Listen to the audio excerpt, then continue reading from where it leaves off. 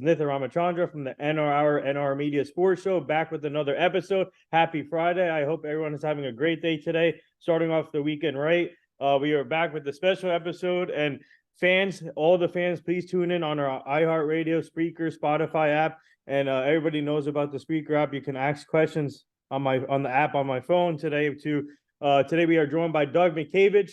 He is a World Series champion. He played for he won it with the Red Sox at the 04 team. Everybody knows what happened, the history of what happened there in the 04 team, but he won the World Series with the Red Sox. He also played with a bunch of other teams in his career. And if nobody knows about this guy, in my opinion, he was the most underrated player to play the game. He brought the toughness, hustle. He was passionate about the game, and now he does great things off the field. And we're glad to have Doug Mientkiewicz on the show, but also with my co-host, Jeremy Fishman.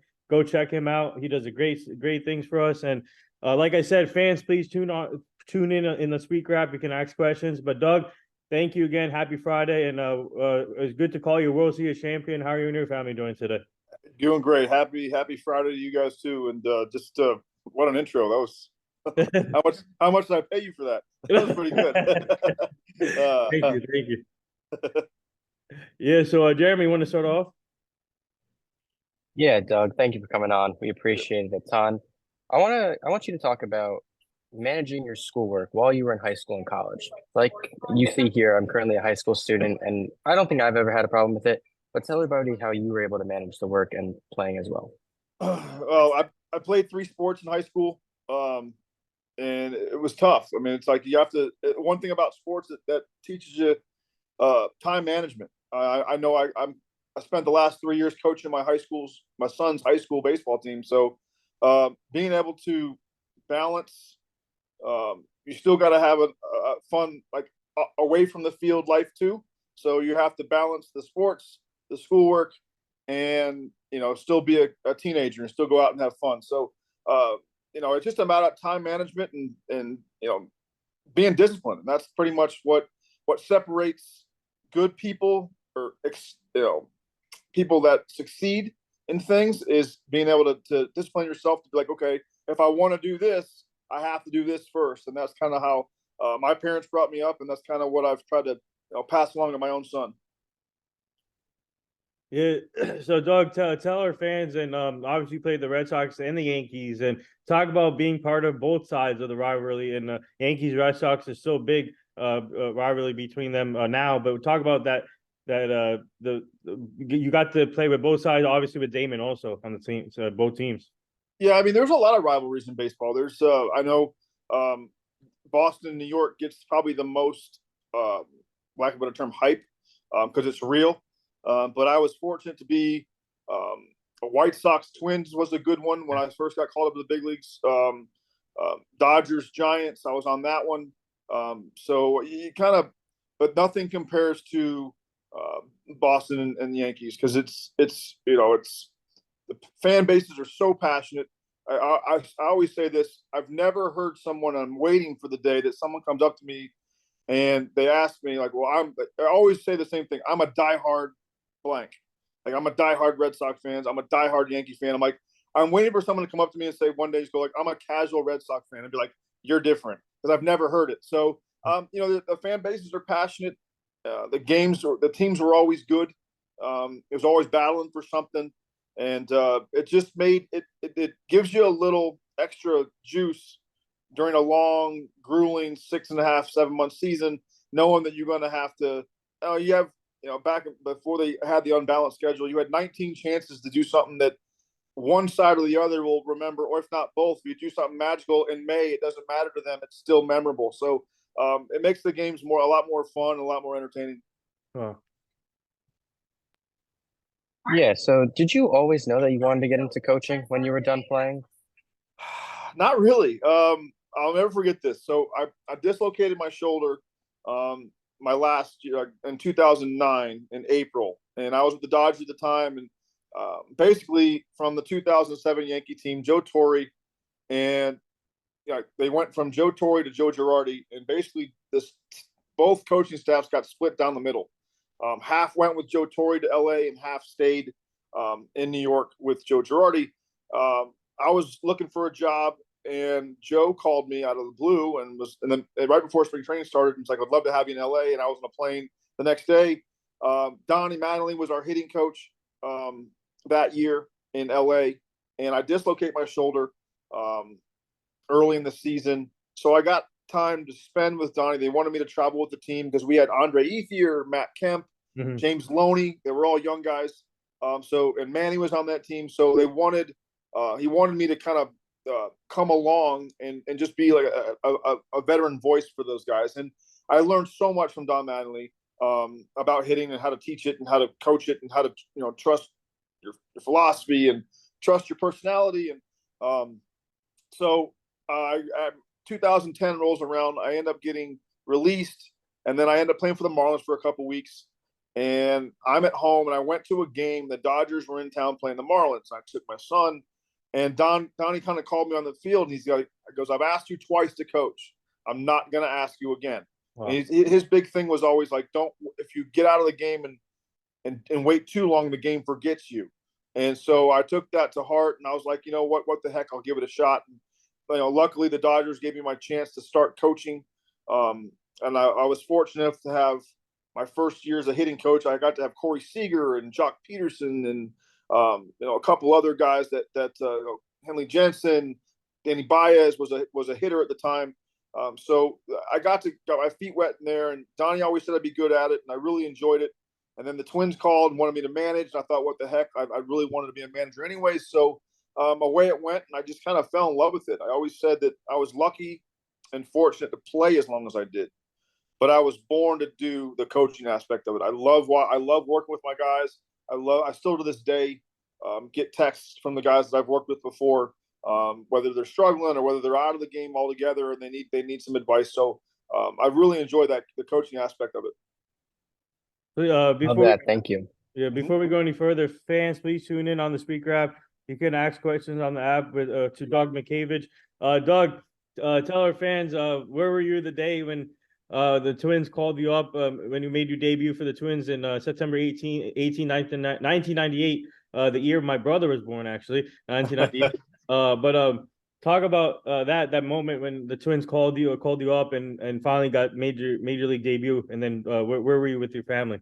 It was a crazy day, actually. We made it to Game 5, the final, which was Game 7 in the minor leagues of the Eastern League Championship, and we lost.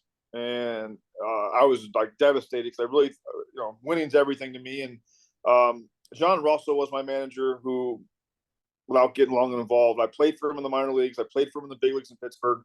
I actually named my son after one of his boys. And still to this day, I talk to, a couple of his kids still to this day. Anyway, he calls me in and is like, hey, because the playoffs ran 18 days longer than the regular September call-up. And, of course, it's on your mind. But it was farthest thing from my brain at the time. I just got devastated. I was devastated because I really wanted to win for John, mainly. And he calls me in. He's like, what are you so upset about? And I was like, I just wanted to bring a championship, man. That's all I wanted. Mm-hmm. And he goes, well, he's like, you have any energy left? And I was like, some. He's like, well, you got to go pack your bags right now. I go, yeah, we're going home. He goes, no, you're going to Detroit. So obviously I went from, still hurting from the loss. I'm emotional as heck. And then it kind of hit me as I left the room, and I was just kind of like, holy cow. So the next 24 hours were a whirlwind. I end up going, I think the game was in Detroit, was a 7:00 game. It was Old Tiger Stadium, so it's not that easy to get into. I end up pulling up at 6:45-ish. The game starts in 10 minutes. And I literally didn't have time to even, really – I had to wear everything I had in my locker. I didn't know what I was doing. I literally had 5 minutes before the game started. I look in the lineup. I'm hitting fifth, I think maybe fourth or fifth. And so I guess on one hand it was good. I had no time to think about it. Mm-hmm. But on the other hand, it was like I remember vividly facing Brian Moeller, and I got my first at bat. I was ahead in the count 2-0. And I got back in the box, and I remember stepped out for a second. I called timeout. I stepped back. I go, man, you only get one shot to go deep your first at bat in the big leagues. And I was like, all right, let it go. Because that wasn't my game, and I was trying to stay on the ball to keep my nerves down. And I was like, you know what? Screw it. I go, I'm going to go for the downs. I end up popping it up to second base, and I end up, punching myself in the head, thinking like, I know I get a hit on that if I just take my normal swing. But so those memories, and that was the coolest part about being a coach, because I had a few of my guys go to the big leagues, even from Double A, and obviously Triple A. When I managed there, they went. But like when it was their first time, I really tried to make it special. I really tried to. I remember we had a guy, Tyler Alexander, in Toledo with Detroit, a kind of guy that was an afterthought. The year before I had him, he had a bad year. It wasn't very good. The next year, he just keeps coming, and he just kept throwing well. And I kept plugging his name out there, going, I know what you think, but it's there. And long story short, when he finally got the call, it was one of the coolest, because the whole team was on it. They knew how much the guy grinded, and just stuff like that. That you have a chance to tell these stories to people 30, 40 years down the road, that I just knew, and I had enough sense to be like, I've got to make this special. They're going to remember this the rest of their life, and let's have some fun with it. That's one of the biggest joys of coaching. Well, You've got to play with a ton of talent going back to your high school days all the way up to the bigs. How have guys like Jeter, Ortiz, or even A-Rod impacted you, not only in baseball, but in life? Well, I think Alex, being a high school teammate of mine, I was lucky to play on that team. That team was, I think we had 11 guys go Division I. It was crazy. We had 4 guys make it to the big leagues. But I think without even knowing, I know I was an A-ball in Alex's first year in the big leagues, and he was tearing it up. He had 368 or something, and had a ton of homers, and won Rookie of the Year, and just totally took the league by storm. And I always felt like, I always knew I wasn't Alex's caliber of player, but I knew that if Alex could do that his first year in the big leagues, there's no reason why I can't hit 300 up there. And it kind of gave me a confidence to understand, like, all right, it may not be tomorrow, but I know in my heart that if he can do that, I can compete up there every day. And David, I met David once he got traded to the Twins, and David was probably always my best hitting coach, whether we played together or not. David could watch me from the other dugout and tell me what I was doing wrong, and he was right 99% of the time. So you just do things for each other as a teammate. It's like, what do you do for your friends? The same thing. You're with these guys 300 days out of the year, and they become family, and you trust them, and they're not going to tell you something. When they speak to you, it's for the betterment of you. It's not, there's no backstabbing. There's no, you know that in their heart, they're trying to make it. We're all, and that goes for everybody. All teammates and even players in general try to do the best they can for each other and for advice. And that's kind of where, those guys came into my career. yeah. So, Doug, Appreciate it. Yeah, bud. I do have to run. Thank you guys so much. Doug, it was great for you to come on. What grade are you in? What are you, a senior? Senior, yeah. Nice. Enjoy it. Jerry, show Enjoy us the classmates real quick. It's not even my class. I went into some freshman classroom because the teacher's great. Uh-oh. That's awesome. All right, take care, you guys. You see you, buddy. Yeah, so that's funny. So Doug, tell our fan you won the Gold Glove also in your career, and talk about how passionate, how hard. Some people don't realize you got to work hard, especially to be a great defensive player in baseball. But for you, how passionate were you on the defensive side? And that defense wins championships. So talk about your career on the defensive side, and you obviously won Gold Glove. I would think that I didn't want to play first base to begin with. I ended up going there in college my freshman year. I went in as a catcher. Was drafted out of high school as a catcher. Had some shoulder issues. Had surgery going like right before the season my freshman year at Florida State, and that's where I ended up. And I just decided that this is where I'm going to be. I'm going to have to figure out how to be the best I can at it. And then as I got into a pro ball, I still wanted to move. I played some left, played some third, I think, and caught a little bit, but not a lot. But I just felt like, and the more I got into pro ball, the more I realized, like looking around at other first basemen in the big leagues, you're like, man, I'm not 6'4", I'm not 240, I don't hit 40 home runs a year. I'm going to have to do some things that other people can't. And the Twin system at the time was all about pitching and defense. And if you think about it, now on the manager side, you put the guy, if you have to win a game, you put the guy you trust with the glove more than you trust with the bat, because the bats can go up and down. And I try to tell my guys and tell anybody I work with or talks I do or, speeches I do to players in general, like, be the best defender you can be, because it gives you time to work through your offensive slumps. If you're an offensive-minded guy and you slump, there's no reason to keep you in the lineup. Whereas if you can catch it and you gain the coaches or managers' trust with your glove, he's going to keep sending you back out there to try to eventually get out of your funks. So I know I spent a lot of time just trying to just be the best I could be and understand that it's all about separators.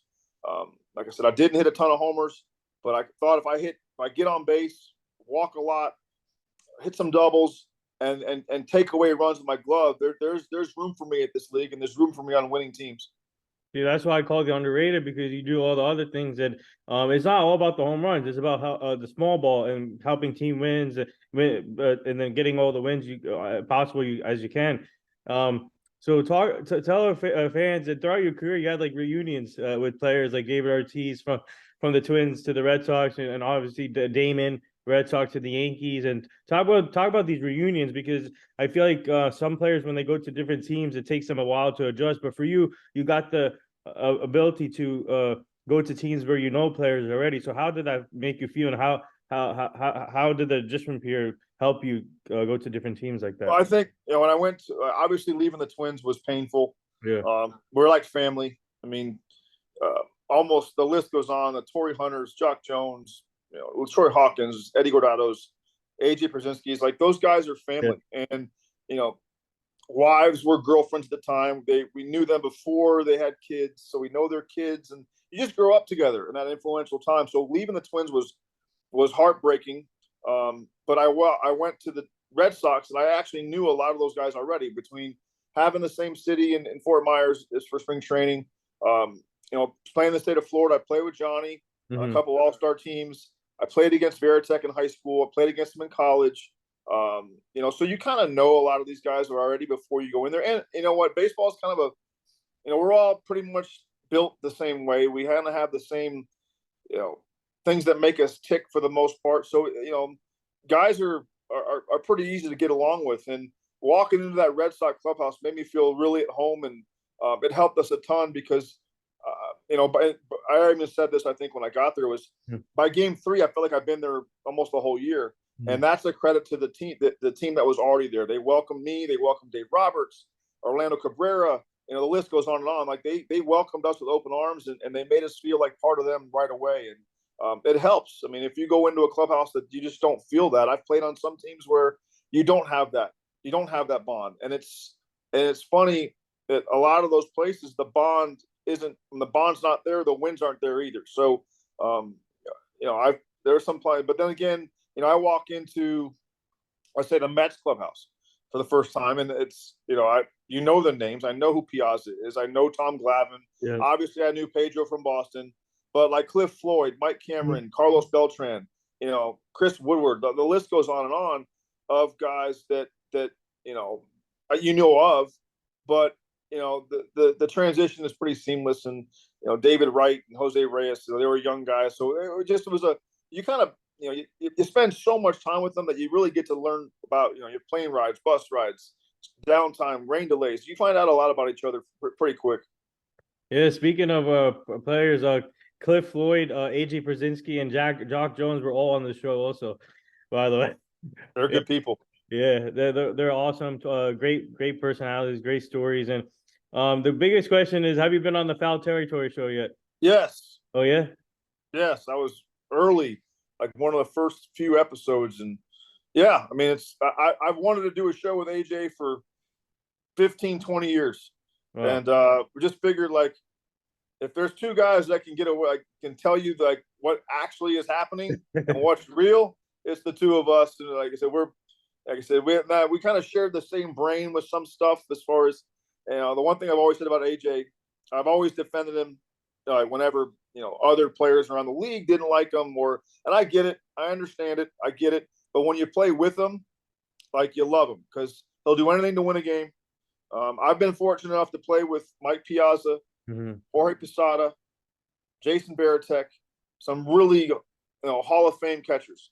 If I had the game to win and a series to win, I'd take AJ behind the plate every day of the week and twice on Sunday, just because I know that he's going to do everything he possibly can. Not that those guys weren't, but I know AJ and I know what makes him tick, and he's like a brother to me. And I would, I'd run through a burning building for him and his family, and I think he'd do the same for me. So, but I understand it. At the same token, no one understands AJ and how hard he works and how knowledgeable he is about the game. Even when he played, people didn't have that.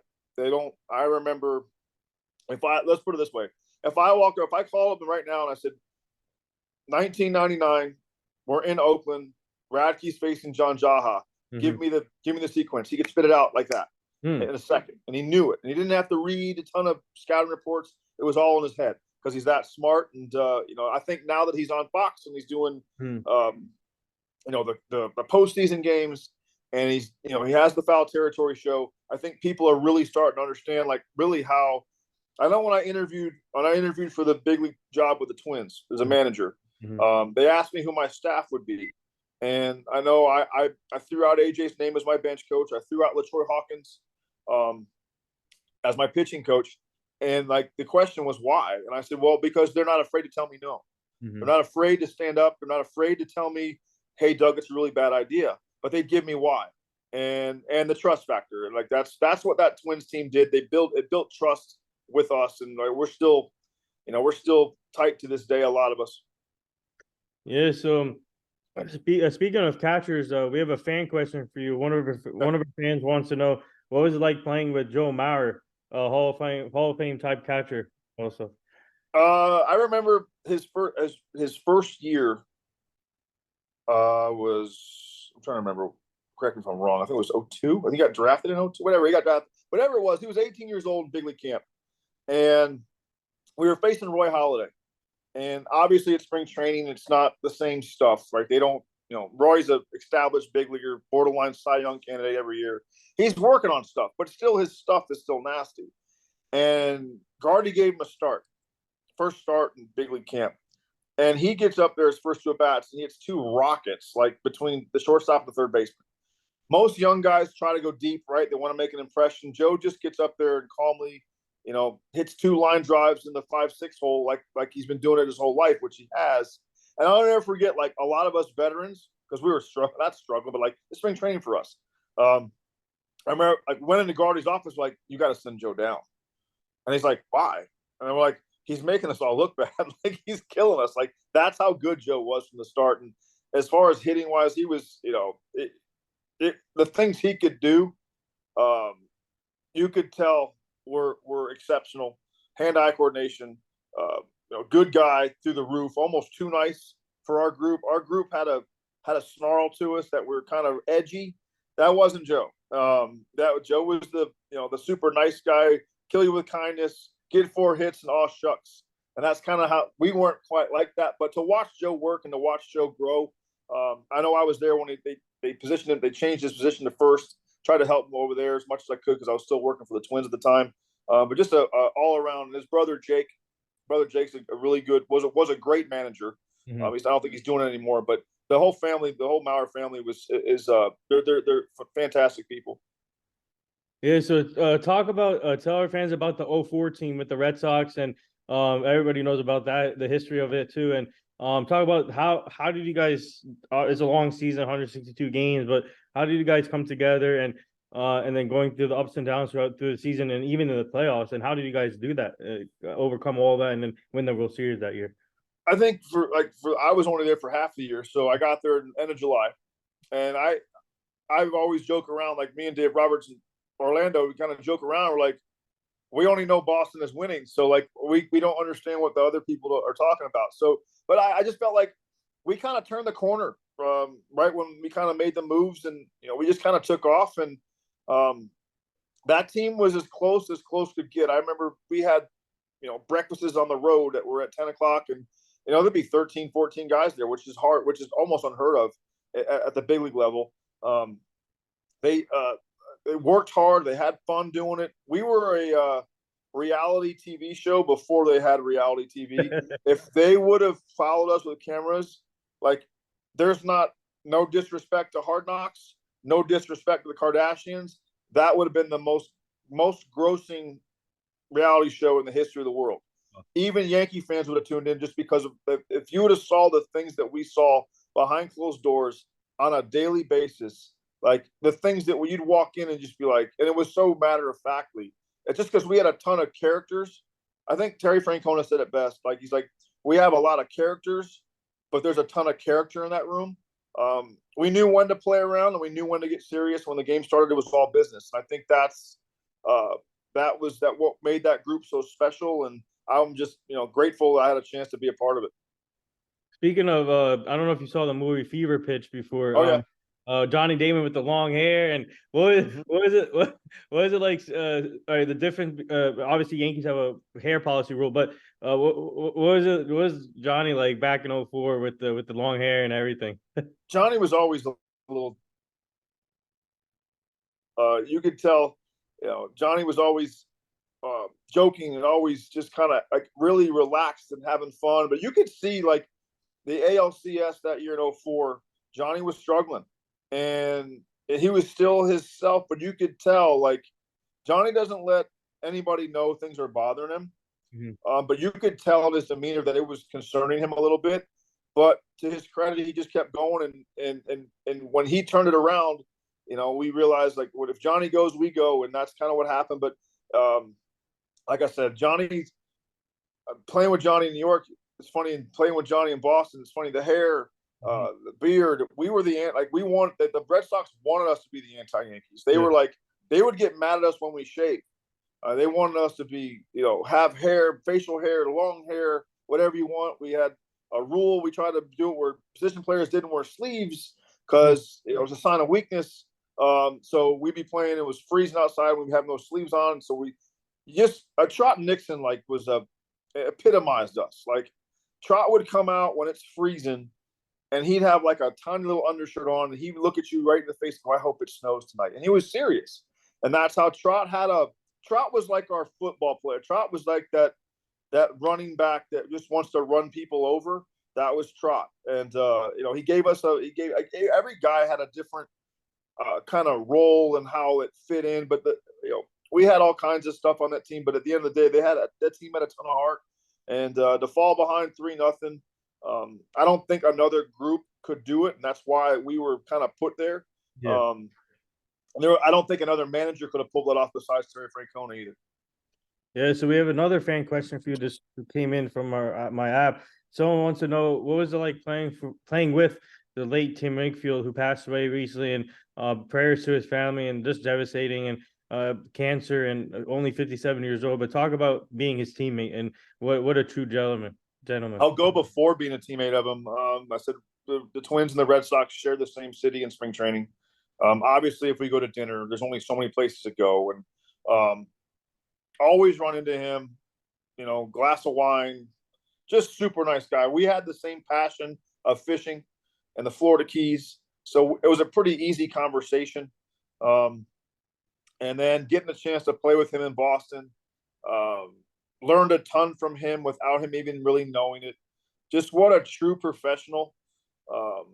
Saved us in 04. Doesn't get enough credit for what he did in 04 for us and what he does to every team. The fact that Tim would throw his game and the next day he would have his spikes on, ready to throw again.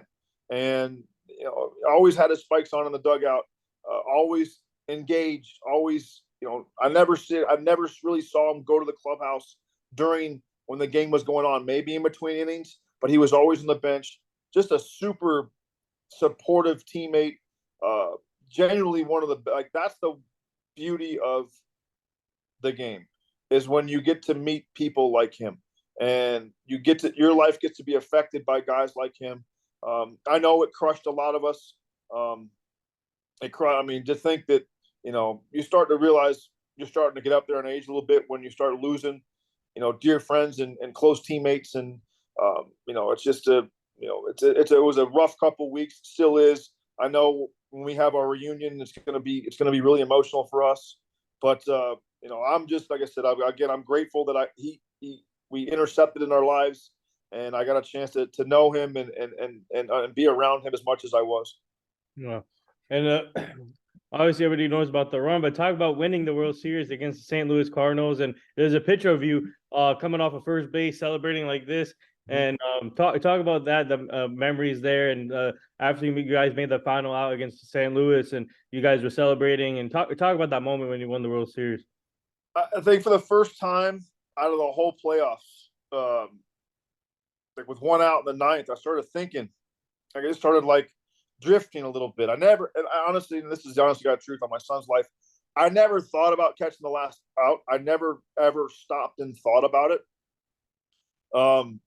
But it really didn't enter my mind even when it was going on. But I was just thinking about, like, you think about all the sacrifices, right? You think about all the things you miss throughout your life. Your parents taking you all over the place, jeopardizing their lives for you. Every vacation that we ever went on revolved around my travel and where I was going in baseball. And you just start seeing, highs and lows, and like clips of a movie are flashing in your head, and you're just thinking like, this is about to happen, and you start to be like, all right. Then you kind of clock back in, there's a pitch, and it's like you start floating around, and you're looking around, smiling, trying to take it in, because we knew the game was over. I mean, really, we knew the series was over when we beat the Yankees. We knew there was no way in hell we were losing. So, but you just get that close to it, and you're thinking, like, you're looking around at some teammates. And I went back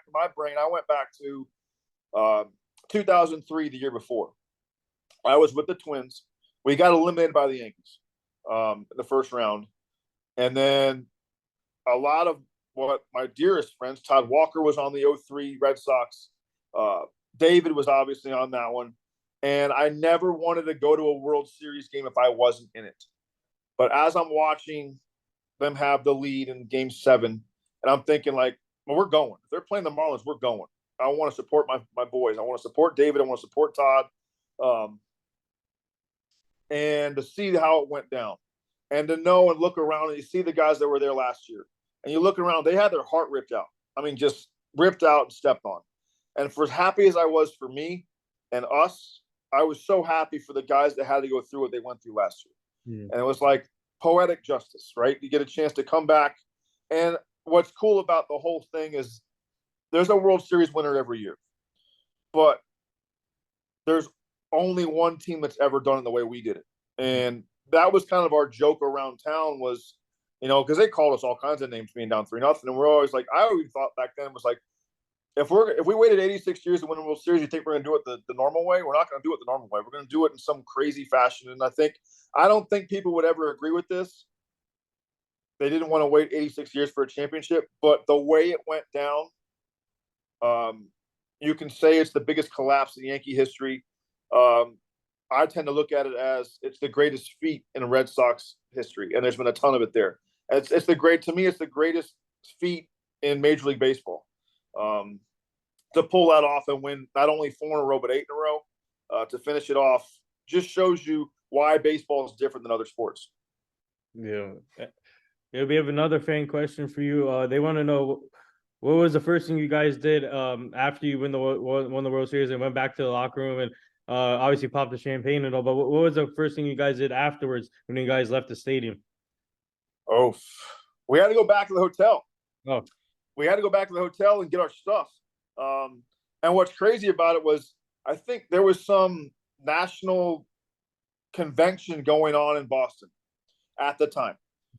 And so St. Louis had to have their team hotel away, like quite a ways away from Fenway Park where they normally stay. I think they did the same thing back to us. It wasn't our fault. But we had to stay in one of the lowest rated hotels I've ever seen in St. Louis. My hotel had a shag carpet. My hotel room had shag carpet, and my TV didn't have a remote. You had to get up and manually turn the TV with the knob. And so it was kind of poetic that we went back there. So we get back there, hurry up as fast as we can, load our stuff. We know we're leaving at that. We're celebrating, but we're still going to get on the plane. So we're partying in the hotel bar. Theo's in there. But you just didn't want to forget anything because you're in just complete disarray. And all you want to do is get on that plane and get home. and get back to Boston, because you have an idea what you're about to fly into, but until you see it with your own eyes, you have no idea. And that plane landed, it would seem like right at daybreak, and like the earth stopped. Like there were people everywhere, and like I said, like it's one of the coolest. I don't remember a lot after that because we were drinking and like celebrating and not having any sleep at all. It was rolling in the parade, but it's definitely something that's I get bits and pieces back in my memory every once in a while when someone will remind me of it. Yeah, so tell our fans how weird was it when you left the Red Sox? I mean, obviously you went to the Mets and Royals in between, but talk about going to the Yankees, the team you guys beat when down 3-0 and then winning that series, and how weird was it at first to go to the Yankees, and talk about how did the fans take you in New York after what happened in 04? I remember sitting watching the playoffs the year before. The Yankees were playing the Tigers, I think, and I hurt my back. I had back surgery with the Royals, and I missed from July on. And I remember thinking, like, because I think Detroit was in play in 2006 at the deadline. I got hurt right at the deadline. So, the rumors were me or Sean Casey were going to the Angels or the Tigers. So, and I was watching the game, and I remember my buddy asking me, like, I looked and I go, man, that's where I need to be. And he goes, the Tigers? And I go, no, the Yankees. And he's like, are you serious? And I'm like, yeah. Because they had Sheffield playing out of position. He was playing first. Yeah. And I just thought, like, it's a perfect fit. I remember I called my agent, and he's like, I go, hey, you watching this? He's like, yeah. I go, I fit in there like a glove. And he's like, I've already contacted them. Once the season was over with, we're good. And so fast forward into that season, Yankee fans were fantastic. And don't get me wrong, I grew up hating the Yankees. Nothing they did, but it was because my best friend was a diehard Yankee fan, and I just wanted to be the anti against it. But I got to, obviously Don Mattingly was influential watching him play growing up. But you always read about what the pinstripes mean when you put them on. You can't understand it until you do. Yeah. I was heartbroken when I wasn't brought back in 08, because I wanted another chance to play there for a full year. I thought if I could play a full season there, the numbers I could put up would be, would look like the best of my career. I think even if you multiply my year out I had in 07 and give me 500 at bats, it's 20 plus homers and 90 plus ribbies, and playing with those guys and playing with Jeter, Posada, Mo, Rocket, Roger Clemens, Andy Pettit, Johnny again, Bobby Abreu, which just was Hideki Matsui. It's like the list goes on. And to be in that Robinson Cano, Melky Cabrera, like to hit lower in the order for that team, it's like we're murder's row. And I just felt like give us another chance to kind of roll the dice again, and Mike Mussina's on that team. So I was really heartbroken when because I felt like I really thought about it'd be really neat to have, like Johnny has, it'd be really cool to have a Red Sox World Series ring and a Yankee World Series ring. It's like not too many people have ever said they could do that. It would have been the icing on the cake for me. So here's the interest, if the Yankees brought you back in 08, would you ended your career with the Yankees? Like, was your goal to end the career with the Yankees if they brought you back in 08? And then no, but you also understand, like, that when you play for a team like the Yankees, if they don't win, if you don't win the whole thing, I say the interchangeable parts are getting changed. Yeah. Like the guys like myself, like I call myself the wedge breaker on the kickoff team. No one wants to do it, but they're important pieces to the guy running the kickoff back. And I just knew that when we beat Cleveland, I think 9 times that year, and they beat us in the playoffs. And you knew that if they beat us, if we didn't get our end goal, which is a championship, there's a pretty good chance that they're not bringing guys like me back. And I understand why. It's a business. I understand Joe was leaving. They really had their eyes set on Teixeira, which no, of course. But I thought, like, knowing that he was probably 09, the year after that, like thinking, okay, I'm cheap. Give me another crack to put up some numbers, and then I can kind of go on my way and go from there. But didn't work out that way. Ended up going to the Dodgers, which was a blessing after Pittsburgh. So it all works out in the end. And I always say this: I was in the right place at the right time a lot of times. Yeah, so we have another fan question for you Okay. that popped up on our app. They want to know, obviously Brian Cashman's been getting criticized this week in the news after his comments about Giancarlo Stanton and then before when he was going off on the reporters. But just talk about in your aspect of when you were playing with the Yankees, what was it like dealing with Brian Cashman in your playing days? They want to know about that. I respected Brian. I still respect Brian very much. He was very honest, very upfront, and that's all you can ask for. As a player, I've been fortunate. Terry Ryan was my general manager in Minnesota, and Brian was probably the other one. A couple other ones. Allard Baird was another great one. You want the truth. I get it. Some players can't handle the truth. Some players don't want to hear it. I think being as successful as the guys we're talking about are, you have to know your personnel. Brian knew me right away, and I told him flat out, look, there's nothing more than because he had a lot of qualms for signing me. I mean, he didn't want to do it. Joe didn't want it. Brian wanted to do it. Joe didn't want to do it. Joe wanted to bring Bernie Williams back. Brian wanted me, but Brian was very straightforward. Like, I've heard the negative. Are you going to be a problem? I was like, no, I'm not a problem. Trust me. Like, I can't argue anymore. But I understand what was said about, John Carlos was, I could see how that could be portrayed as a negative.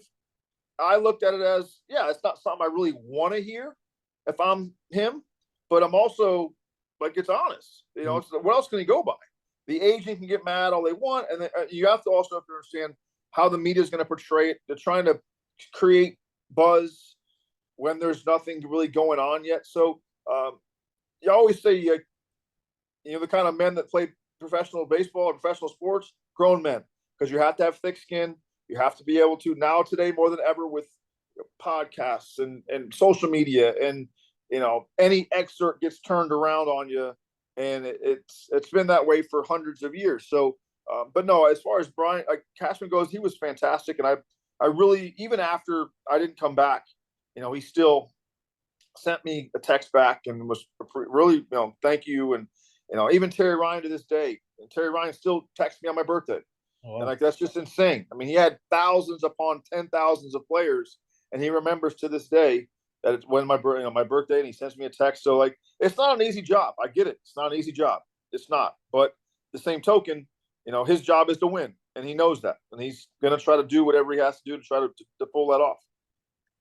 Yes. Do you know the reason why Joe didn't want you? Obviously, Bernie Williams, a great player and 4-time World Series champ, but how come? Is there a reason why? And how did that make you feel when Joe? He didn't want me. I get it. I mean, if I was managing, if it came down to me or Bernie, I'd take Bernie too. It's like Bernie won 4 championships with him. They signed Johnny. He just thought that Bernie was a better option, let's say, off the bench than I was, and I was set to play first. I'm like, and that's what Brian's argument was like, I'm not signing Doug for a bench piece. I'm signing Doug to play defense every day. Mm-hmm. Bernie can't play first. Mm-hmm. Johnny can't play first. And I get it. And I trust me, like, the relationship between Joe and I through the couple of years were absolutely phenomenal. I've said, I could joke around with him, and I could also, we've had some, not negative talks, but about that. I joked around one day in a team meeting. Joe was talking about how, the typical, the one thing that Joe did that gets overlooked in my book was he could defuse a bomb before it was ever lit. Mm-hmm. If we weren't playing well and he saw a 4-game losing streak coming, he hit it and made us aware of it during our 8-game winning streak. I don't like the way we're playing. Lock it in, lock it up.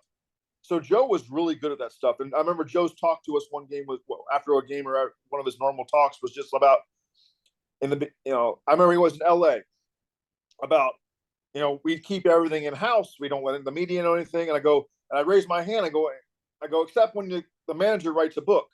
because Joe wrote a book, and in his book, it even said, like, I wanted Bernie and da-da-da, and who is Doug Mientkiewicz and all this stuff. And I was like, I go, so you can't say it in the clubhouse, but you can write a book about it and blast one of your players. And he started laughing. And I thought it was funny. And I was like, that's great. And like, because the day I got there, I'll never forget this. Like, day I got this spring training with the Yankees in 2007, we're hitting, and Joe's standing behind the cage next to Bill Belichick.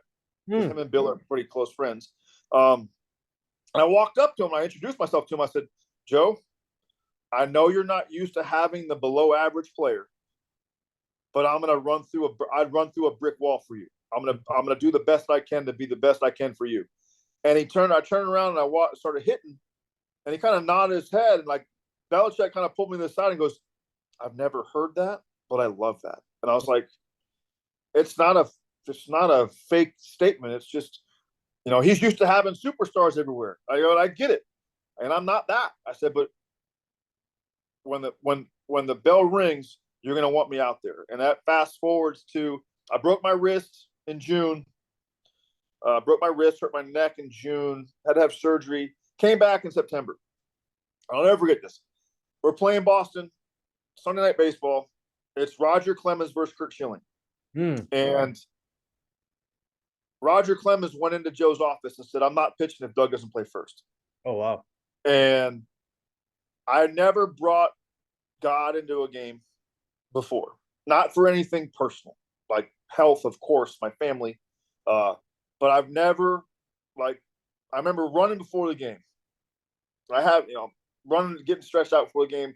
I even said, I was like, I've never asked you for anything personal. I've never asked you for a good game in my life. I said, but if you can give me one night, give me a night. And I'll never forget it. Roger was battling a groin injury. And the first ball I had to play, which was set my whole game up, was Vera taking the ball on the first baseline. I dove and got it. It would have been another 2 runs. We'd have been down 3-0. We ended up winning the game 3-2. I ended up getting 2 hits off Curt Schilling. And I'll never forget walking across, because we had to walk across the field after the game to get to the bus. And I walked up to Joe. I said, Joe, I can't thank you enough for giving me this opportunity. Like that game meant the world to me. And he goes, don't thank me, thank Roger. And I said, the only reason why I did it is because I knew you wouldn't be afraid.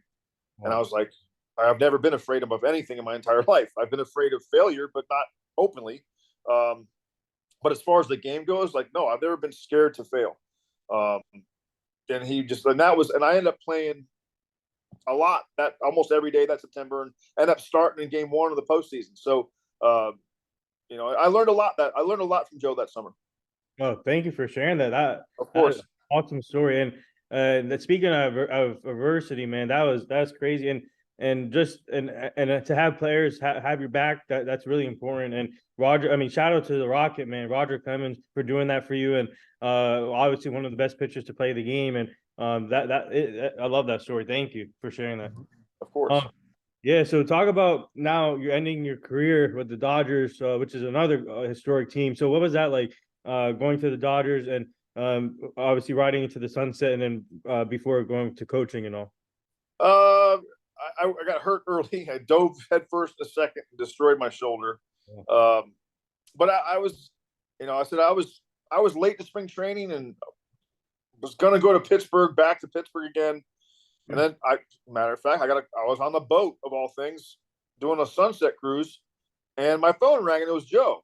And I call him, Mr. T, Joe Torre. So I answered the phone. I'm like, Skip, what's the matter? He's like, I just want to let you know you're fine. I'm like, what do I do now? And he's like, you're fine because you're not in spring training. I'm like, well, I don't have a team. He's like, if you're not in Arizona tomorrow, I'm fining you $1,000 a day. And I said, Skip, I'll be there. I'll take the red eye tonight. I'll be there tomorrow. Yeah. So I got off the boat, went right to the airport, flew to Arizona, was at spring training the next day. What a great team. When we were young at spots, you're talking James Loney at first, Orlando Hudson at second, for call at short, Casey Blake third, who I played with forever, Manny in left, Juan Pierre and Matt Kemp in center, and Andre Ethier in right. And the bench was Mark Loretta, Brad Osmus, Juan Castro. We were stacked. We had, Kershaw was a first or second year. Russell Martin behind the plate. It was a really, really Randy Wolf, Billingsley. It was a Broxton. It was a really super fun team. And I was disappointed that I got hurt so fast. But I got to be around them, and I got to come back in September and be with them during the playoff run. We got Jim Tomey at the deadline. Yeah. So it was just we got Ronnie Belliard was an animal when we traded for him. It was just a super group of just fun. Just great staff. Larry Boa, Don Mattingly, Rick Honeycutt. We had some, I really enjoyed that team. And then kind of, I get hurt, and I went back to spring training with them the next year, and I knew my shoulder wasn't right. I rushed back the year before, and it wasn't that I was against going to AAA. I just felt like if I go to AAA, I have to play every day. And I just don't think I can play every day. I could hit every day. I couldn't play defense every day. I could play left maybe once a week. I could play first maybe 3 days a week. I just couldn't play every day. And I just felt like it's not my role. I'm going to play. Why do I have to prove to you I can play every day at AAA to go be your bench guy in the big league? So I had rumors of Freddie Gonzalez wanted another left-handed hitter on the bench in Florida. So I was like, all right, I'll take my shot there. I ended up going there. My 2 weeks was up when Freddie got fired. And then I just said, you know what, that's the sign. And I said, you know what, I remember I played my last game, and it was left field in New Orleans, AAA, and with the Marlins. I was like, you know what? I was like, I'm good, man. I'm good. I missed it, but I knew it was time. Wow. Yeah. So speaking of being a manager or coaching, and one of our fans wants to know, what do you consider being a manager again if the right opportunity comes here? Of course, I think it's tougher now than ever, just because of the analytics and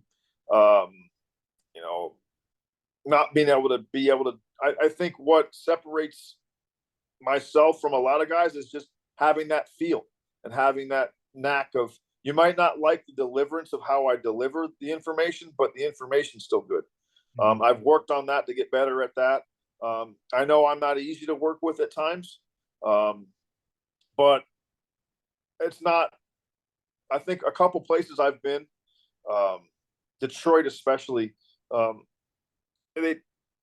they took like my, let's say, not anger, but they took my animosity as a negative thing towards them. I go, it's not about, I'm fighting like hell to fix this.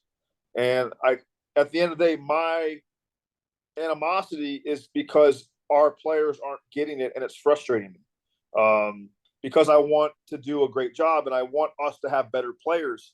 And that's a direct outlook on us and as a staff. So, I know I've worked on that in the past a little bit, try to get better at that. But no, I love managing games. I've coached my son's high school team for 3 years. It's a lot of fun to do it.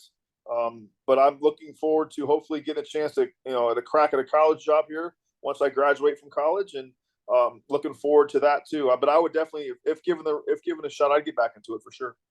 Actually, we wouldn't mind you having back on the Yankees, because there's a bench coach all open right now there with Carlos Mendoza, now the Mets manager. Has any of the Yankees staff reached out to you, like Aaron Boone or Brian Cashman, about being a potential bench coach there? Nothing yet. I mean, I had Jody Reed and I worked together in LA. He was a infield coordinator when I was over there, and he was their field coordinator for a while. And I did have some talks with Jody about maybe you always put your feelers out. I haven't coached in pro ball will be going on my 4th year. It was only because when I got let go of Detroit, I had a 2-year deal. I got fired after my first year. I managed there 1 year on a 1-year deal, and then they gave me a 2-year deal. So I did the 2nd year, and they let me go after my 2nd year. So I had a 3rd year paid. And I just thought, you know what, and this is why I haven't gone back. It's just because I've missed so much of my son's career. I've missed my son playing so much. I was like, you know what? At the time, he was a freshman in high school, and I was like, I'm never going to get this time back. Well, it might cost me a job down the road. but I'm like, I'll never get my son's high school years back. I've already missed from, pretty much kindergarten through 8th grade, baseball wise. I was like, I don't want to miss anymore. And so that's kind of why I interviewed for a couple other places. And I wasn't heartbroken when I didn't get it, because I want to watch my son play, and I want to watch these years you'll never get back. And I wanted to be a dad.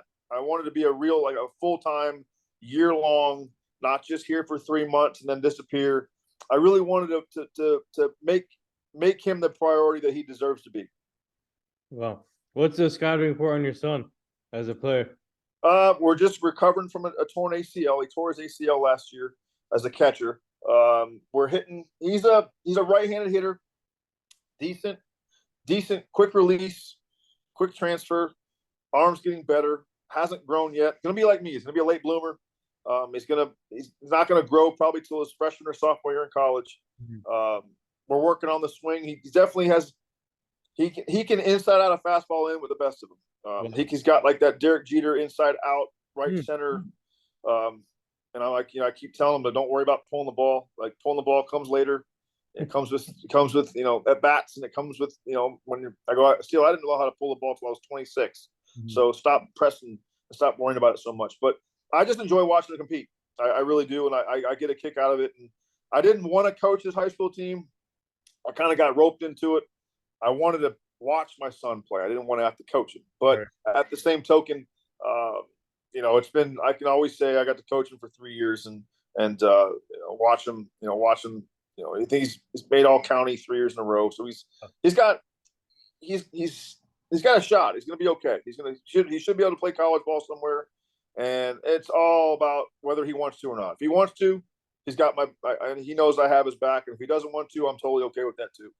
Well, I got 2 more things for you before we let you go. Another fan question here. They want to know, what was it like seeing the Texas Rangers finally winning their first World Series after 52 seasons, and seeing 2 underdog teams now, which is different in the World Series with the Diamondbacks and Rangers. They want to know about it. I really appreciate. I watched it. Like, I know that the numbers say that there was the least whatever the amount of people watched it, and it's only because, like, I think if you ask the true pure baseball people, you love that series because you appreciate the journey the Rangers went on to get there, to lead the division almost the entire season, and to lose it the last day, and then to flip the switch all the way from Seattle back to Tampa and to kind of just dominate the postseason. I had 2 of my guys, Corey Seager, obviously. Mitch Garver was another one I had with the Twins, who I was fortunate enough to work with for three years as a Twins coach. Just appreciate, and for me, seeing Chris Young, Michael Young as front office people, realizing that, hey, and I've been saying this for years, I've been beating down Torrey Hunter's door. You need to become a GM. Like, until we get players, that actual significant players, to become general managers, we can turn the tide. And I'm not against analytics, not at all. We've all used numbers. We all use numbers in everything we do in our lives. But when it's all that's being talked about, when there's no feel involved, there's a problem. And I just appreciated the fact that, and then you go to the Diamondback side. You talk about young teams, small ball. No one really knows about them. They call it small ball. I hate the term small ball. It's not small ball. It's just baseball. It's baseball the way I always tell players this, whether they're high school kids, 9 years old, or, 2-time World Series MVPs. If you take what the game gives you at that given moment, you'll never be wrong. The game will tell you what it needs to be done. Do I take it? It's hitting the ground ball to second base, probably our best option to win. The game will let you know that. You don't need to be told that. And I thought that, you watch the Diamondbacks stealing bases, and they changed the rules, take advantage of it. They did. Then you go back to Texas. Yes, they banged and they hit home runs, but they were aggressive. They weren't afraid of the moment. They kept on the attack, and that's Bruce Bochy, and credit to Chris Young and his staff and his front office to paint this vision to 2 of the best players of their generation, and Marcus Semien and Corey Seager, and to have them buy in, knowing they're a couple years away. And the scary part about the Rangers is DeGrom didn't pitch, and that's what's frightening.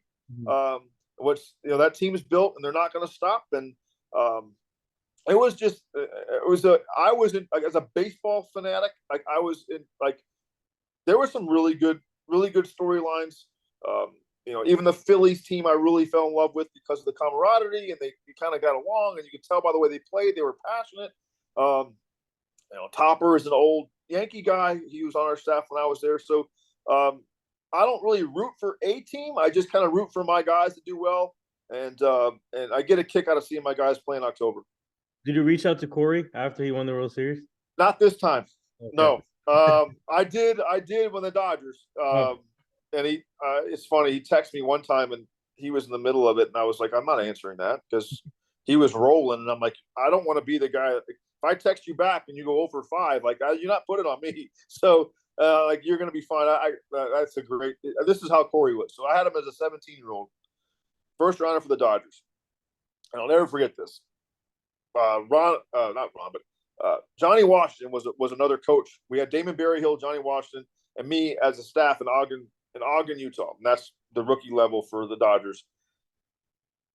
Johnny Washington had a great rapport with the young guys. Jock Peterson was one. He threw BP to him in the home run derby.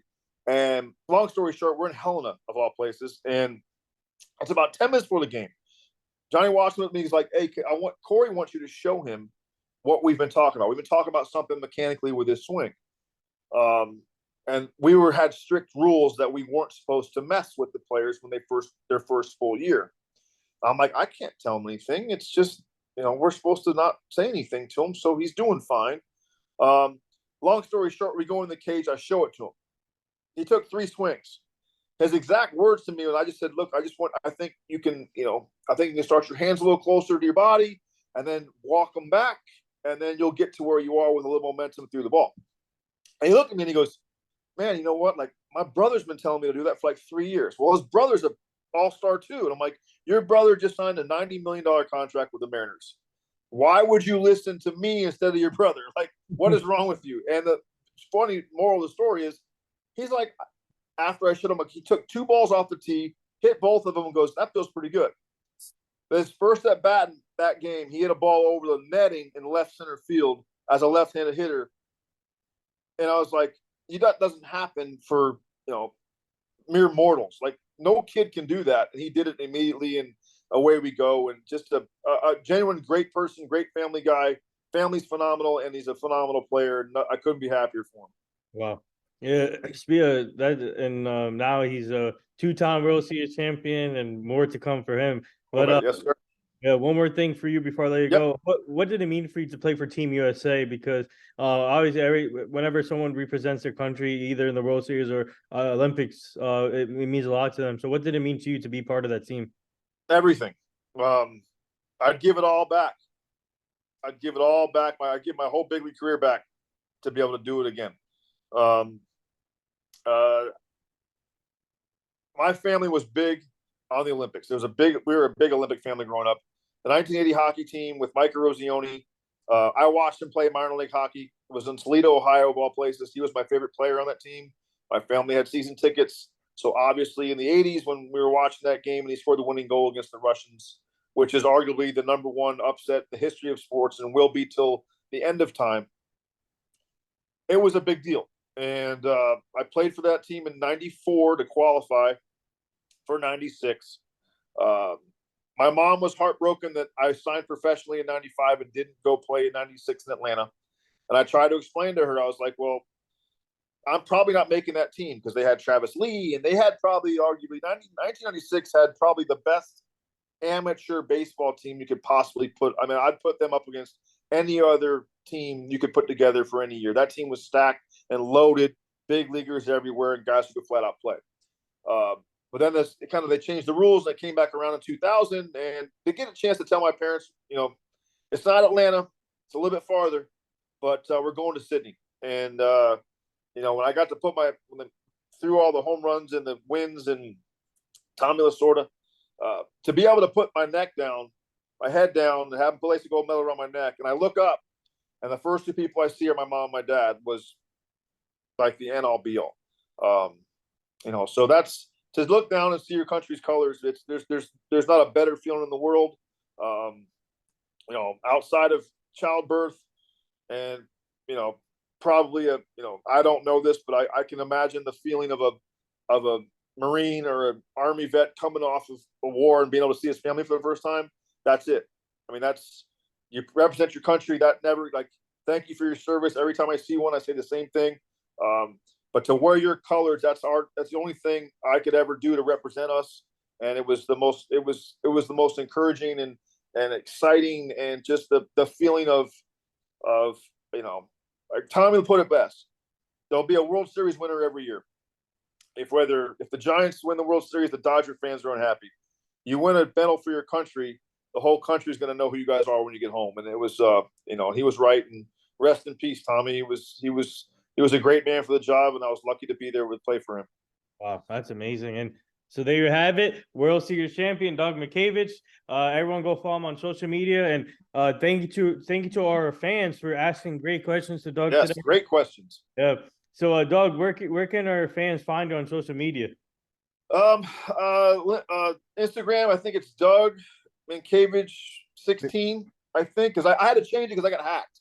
It used to be Olympic Gold Fishing, and now it's Doug Mientkiewicz. I think it's 16. Wait, you're a fisher too? Oh, I didn't know that. Oh yeah, that's pretty much what I do now. And I'm trying to think of. You put me on the spot there. I can't remember. Twitter. I'm on Twitter. I'm looking up right now. So for Instagram, fans here. Here you go, fans. Hold on. Okay, for Instagram is Doug Mientkiewicz, and then it's underscore. You have all together Doug Mientkiewicz 16. Okay, there you go. See, I recently changed it because I had to, because I got my other one got hacked, so I'm starting to build back up. So and then on Twitter you DMEAS. Yeah, hold on. I have it right here. I just have to find it. It's all right. All right, but fans, follow him on Instagram, and then there you go. You got the Instagram handle, and give it to you guys there. And then hold on, let me send you guys a Twitter for him. That's our EAS is our we help softball and baseball players. I think we just picked up golf and soccer to help kids find places to go to school, recruiting. Okay. Oh wow, that's awesome. Yeah.